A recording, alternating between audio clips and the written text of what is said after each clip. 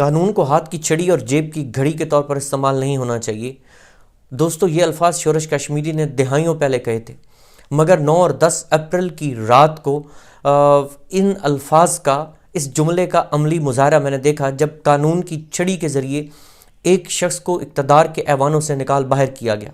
میں سمجھتا ہوں کہ وہ شخص یعنی عمران خان یہی ڈیزرو کرتا تھا، کیونکہ اس نے ان ایوانوں میں جا کر غیرت اور خودداری کی بات کرنا چاہی، جہاں پر غیرت کو رخصت ہوئے مدتیں گزر چکی، جہاں خودداری کے لیے کوئی جگہ نہیں ہے۔ اس نے ان راہداریوں میں سر اٹھا کر چلنے کی کوشش کی جہاں سر جھکا کر چلنا سب سے بڑی عزت اور ایلیویشن سمجھا جاتا ہے۔ اس نے وہاں پر انصاف کا نعرہ بلند کیا جہاں پر ناانصافیوں کے ڈیرے ہیں۔ اس نے وہاں پر مافیا کے خلاف ایک طاقتور آواز بننے کی کوشش کی۔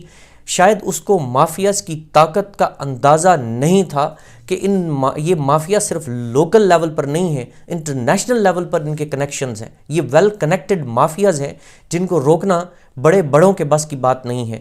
تو پھر وہ ڈیزرو کرتا تھا کہ اس کو وہاں سے نکال دیا جائے، کیونکہ وہاں پر اس نے رول آف لا کی بات کی، جہاں پر لا رول کے ڈنڈے کے سامنے ہاتھ باندھے کھڑا رہتا ہے، اور جو ایک امتیازی سلوک اس کے ساتھ واضح طور پر نظر آیا۔ حالانکہ کچھ اسکالرز کہتے ہیں کہ preferential treatment to the high birth mafia is injustice to the social order which wins out the health and wealth of the nation. یہی تو وجہ ہے کہ اس نے کہا کہ اس ملک کے عوام کی دولت جو ہے وہ پتہ نہیں کہاں پر لوٹ مار کی گئی ہے، لیکن وہ غلط تھا، اس کو اندازہ نہیں تھا۔ یہ بات شاید اگر وہ فیض پڑھ لیتا تو فیض تو کب کی یہ ہدایت کر کے گیا ہے کہ نثار میں تیری گلیوں کے اے وطن، کہ جہاں چلی ہے رسم کے کوئی نہ سر اٹھا کے چلے، جو کوئی چاہنے والا طواف کو نکلے، تو جسم و جاں بچا کے چلے، نظر چرا کے چلے۔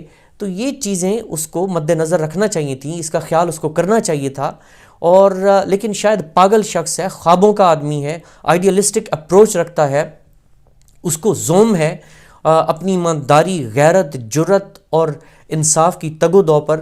تو شاید یہ ڈیزرو کرتا تھا کہ اس کو پکڑ کر وہاں سے نکال باہر کیا جائے، تاکہ وہ پھر انہی لوگوں میں جائے، انہی لوگوں کے جذبات کی بات کرے، کیونکہ ان جذبات کی جن کا اظہار وہ کرتا ہے اس جگہ پر اس کے لیے کوئی جگہ نہیں ہے۔